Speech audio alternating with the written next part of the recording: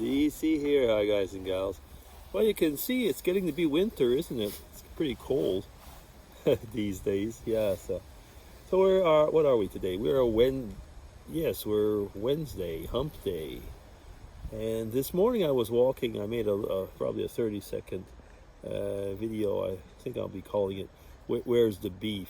Because well, you'll see actually if you watch my things. I'll put it up. But it was making me think of something though when I was a kid. Well, to compare actually with now, I should put it this way, because now when you think about, I say, where's the beef? It's true that we actually don't buy that much beef anymore, and one of the reasons is that we live in Switzerland, and beef has become extremely expensive here. So hamburger, yeah, every now and then, and steak, even rarer, every now and then. But I'm just saying it's really not much. I made a pot roast the other day with the Instant Pot, and it wasn't that cheap actually. It was really, really good.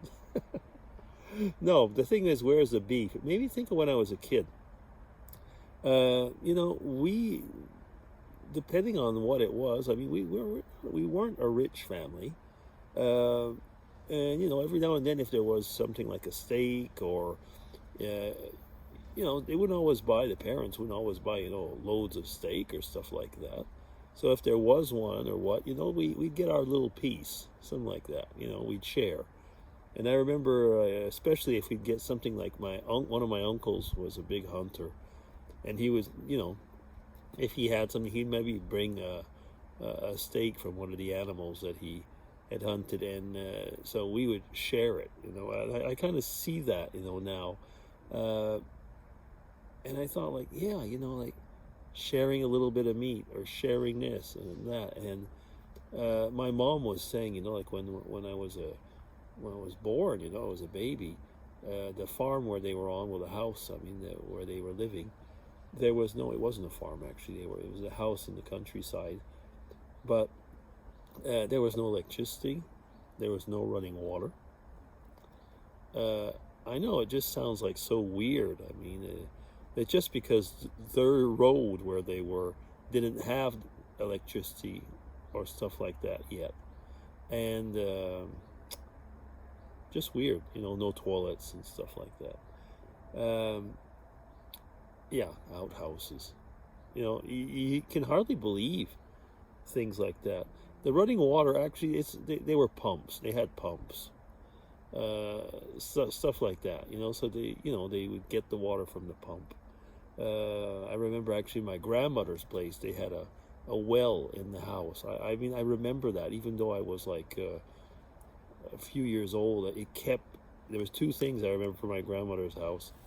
They had a well, and they had one of these telephones on the wall, like the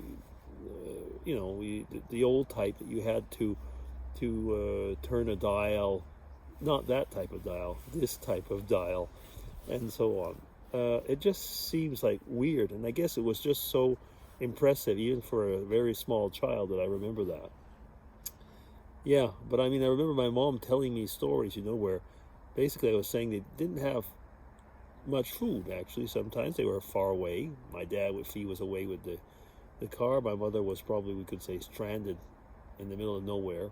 There was like an ice box, I suppose.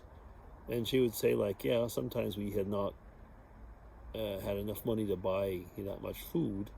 And she said, well, you came first. So I can imagine, like she basically took what I didn't eat, stuff like that.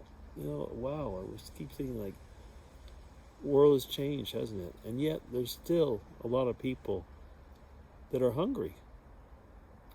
The pandemic brought that out, actually, in Geneva, which is one of the most expensive, but also probably one of the richest, at least in people's mind, places in the world. There was a lot of food banks that had to sprout up in the period of the pandemic, and one of the reasons why is that, and I think Americans will understand this pretty well, is that we had quite a few of illegal immigrants. I guess I'm not supposed to use the word illegal, but you know what I mean. People that were there Some were the equivalent of dreamers, also, is what you call it in the States. But all of a sudden, a lot of these people, which didn't have any stable didn't have work permits, didn't have the right really to say to be there, at least legally, uh, often ended up without having a job. And in their case, they couldn't go easily. We do have like uh, places maybe where they can go for food and stuff like that, but a lot of times that's the social work where you have to have legal papers, and if you don't, it was a big problem. So these food banks came out, and all of a sudden you realize how many people were there in rich Geneva and needed food and were hungry.